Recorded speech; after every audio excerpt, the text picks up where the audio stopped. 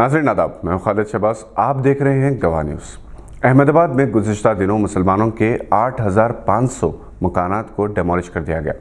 सरकारी अहदेदार दावा कर रहे हैं कि गैर कानूनी तौर पर ये मकान तामीर किए गए थे। हालांकि इन्हीं मकानात के दरमियान दूसरे कौम के मकानात भी हैं जो सही सलामत हैं। सरकारी अहदेदार ये भी कहते हैं कि इन मकानात में रहने वालों का बांग्लादेश से ताल्लुक़ है। हालांकि वो लोग बेघर हुए हैं, वो यहीं नस्ल दर नस्ल आबाद रहे। ये तो एक बहाना है कि मुसलमानों को हर तरह से परेशान किया जाए। यूपी और दिल्ली में मुख्तलिफ बहानों से मुस्लिम घरों पर बुलडोज़र चलाए गए।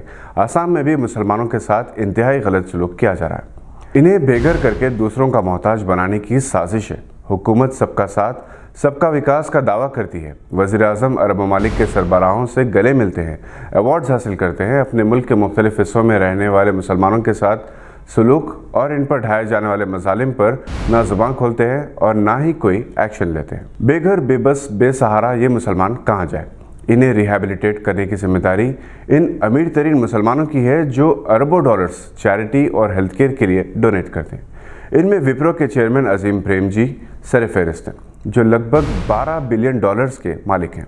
इनके 162 शख्सियात में शामिल हैं जो चैरिटी के लिए अरबों डॉलर्स देते हैं।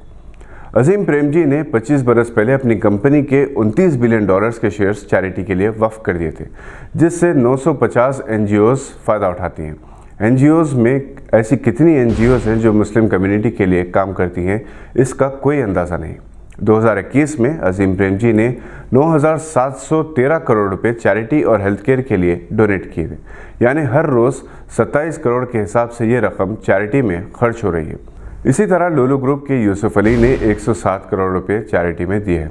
हिंदुस्तान की 62 शख्सियात में हिमालय ड्रग्स के मिराज मनाल, सिप्ला के Yusuf Hamid, VPS health care के शमशेर वालिल, फजलानी ग्रुप के अब्दुल खादर फजलानी, एस्टर DM हेल्थ केयर के आज़ाद मोपेन शामिल हैं। इनके अलावा सैकड़ों बिजनेसमैन, सियासतदान, रियल एस्टेट बिल्डर्स ऐसे हैं जिनके पास अरबों रुपये बेकार पड़े हुए हैं।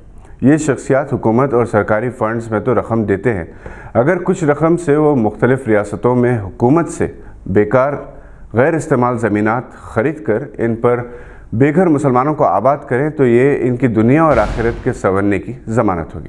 अगर ये मुफ्त में मकान तामीर करके नहीं दे सकते तो आसान अक़सात पर फराहम करें।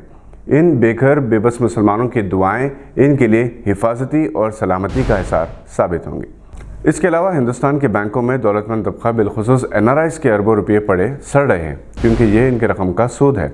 अगर मुसलमान इस रकम को सवाब की नीयत के बगैर बेघर बेरोज़गार मुसलमानों के मकानात की तामीर, इन्हें रोज़गार की फराहमी और बच्चों की तालीम पर खर्च करें या सनतें कायम की जाएँ तो इससे मुसलमान भी फैज़याब होंगे और मुल्क व कौम का भी फ़ायदा हो सके। आज के लिए बस इतना ही। नई खबरों के साथ फिर होगी मुलाकात। देखते रहिए गवाह।